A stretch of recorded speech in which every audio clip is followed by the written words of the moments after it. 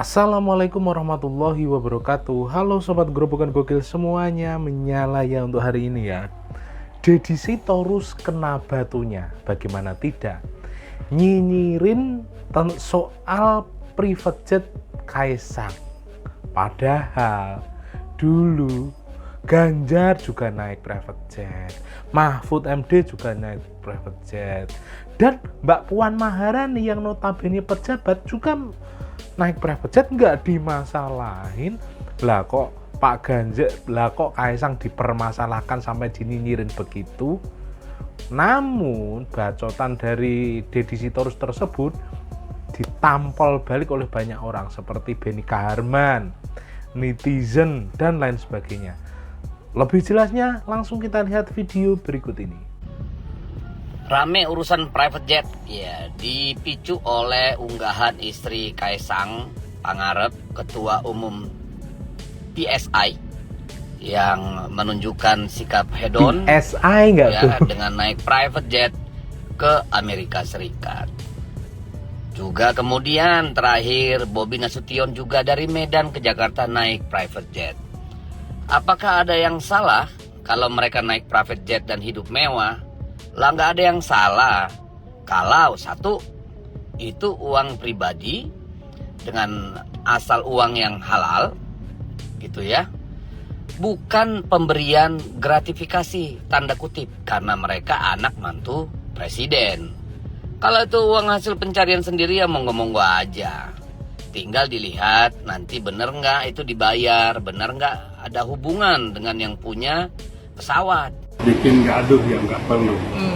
Ya. Kaisang itu sampai saat ini ya, tidak dalam status sebagai penyelenggara negara atau pejabat negara. Dia adalah orang swasta. Bahwa dia adalah anak presiden, ya, iya. Tapi statusnya adalah orang bebas. Orang bebas itu tidak terikat aturan-aturan. Mantap Pak Benny. Dia bukan penyelenggara negara, bukan penyelenggara negara. Dia adalah pimpinan partai politik. Oleh sebab itu kalau dia mau sewa private jet, ya, kemana itu adalah haknya. Tidak perlu KPK membuang-buang waktu yang tidak perlu begitu. Ganjar selalu berkampanye memakai jet pribadi Hawker 800 XP. Ini apa Bung Deddy Sitorus? 2409. Operator pesawat ini adalah PT White Sky Aviation yang juga merupakan pengelola Bandara Halim Perdana Kusuma. Dan saham PT White Sky terafiliasi dengan Asjad Rasjid, ketua tim kampanye Ganjar Mahfud, dan Denom Prawira, deputi tim kampanye. Peaknya Ganjar juga pernah memakai pesawat N349 terintegrasi dimiliki perusahaan Singapura MISG Invest. Dan jika dilacak lebih lanjut, perusahaan ini dimiliki oleh Bayu Priawan, bos Bluebird Group yang jadi bendara TPN Prabowo. Oh ini juga. Deddy Sitorus. Sedangkan Mahfud diam MD saja. lebih sering beraktivitas memakai jet pribadi Embraer 145 PKTSS yang dikelola oleh PT Indonesia Air France. Jika dikuliti lebih dalam, perusahaan ini dimiliki konglomerat media Haritanu, ketua Partai Perindo. Mengenai charter-mencarter atau penyewaan private jet ini, kalau kita mau jujur sih sudah lama ya. Banyak orang-orang kita, para pengusaha, terus para pejabat juga, terus artis. Bahkan kemarin kita lihat waktu pencapresan, itu capres dari 01, 02, 03 itu memakai private jet semuanya. Tapi nggak ada yang dipermasalahkan. Ini loh Bung Deddy Sitorus, Mbak Puan Maharani juga naik private jet. Beliau malah pejabat ketua DPR. Juga jadi masalah itu. Tapi kenapa Kaisang sampai dipermasalahin seperti itu, Bang Deddy?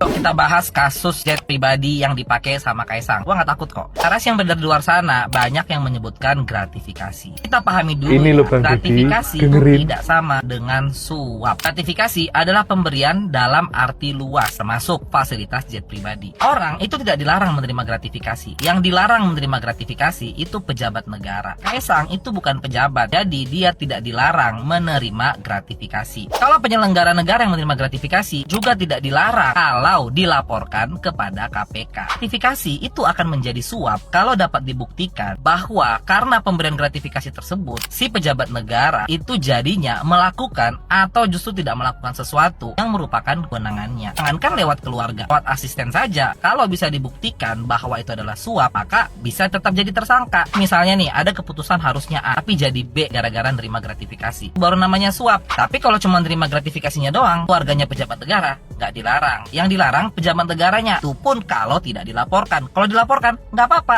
terima aja. Jadi dalam kasus ini dibuktikan saja ada suap atau tidak. Caranya gimana? Ya dibuktikan. Ada nggak deal-dealan di belakang yang menjanjikan suatu manfaat pada si keluarga presiden ini? Kalau nggak ada, sepertinya akan sulit jadi kasus korupsi.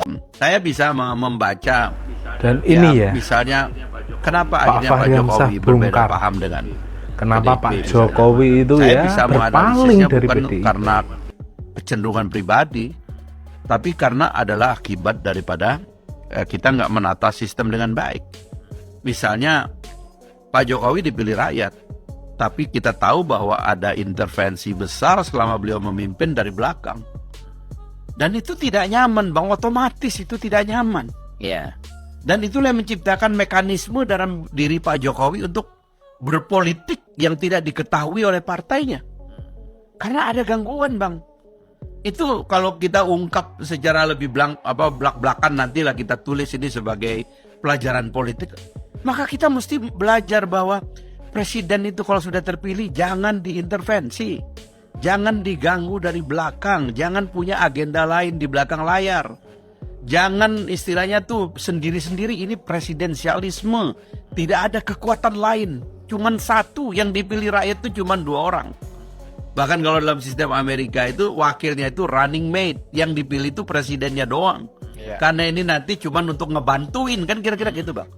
Itu nggak boleh kita tawar-menawar, bikin dapur sendiri, bikin operasi sendiri, megang institusi dalam negara, dimainkan sendiri dari belakang. Tidak boleh, Bang. Ini kan yang sebenarnya menciptakan Pak Jokowi melakukan semacam rebellion terhadap situasi. Karena dia tahu ini nggak baik gitu loh.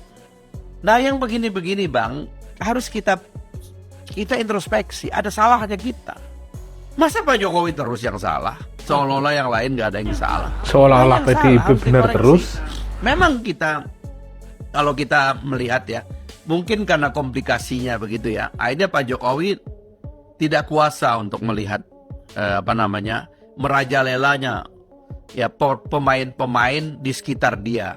Yang itu menurut saya sebagai orang yang ngerti presidensialisme ini, kita tahu, kita juga menciptakan sistemnya, sadar betul betapa presiden itu terganggu, Bang, kalau diintervensi, Bang. Bayangkan misalnya presiden mau bikin acara besar di satu provinsi, tiba-tiba ada partai politik Piala yang Dunia boikot acara U19 apa-apa itu ya. Loh, nggak ada, Bang. Kalau saya presidennya, Bang, saya penjara itu gubernur.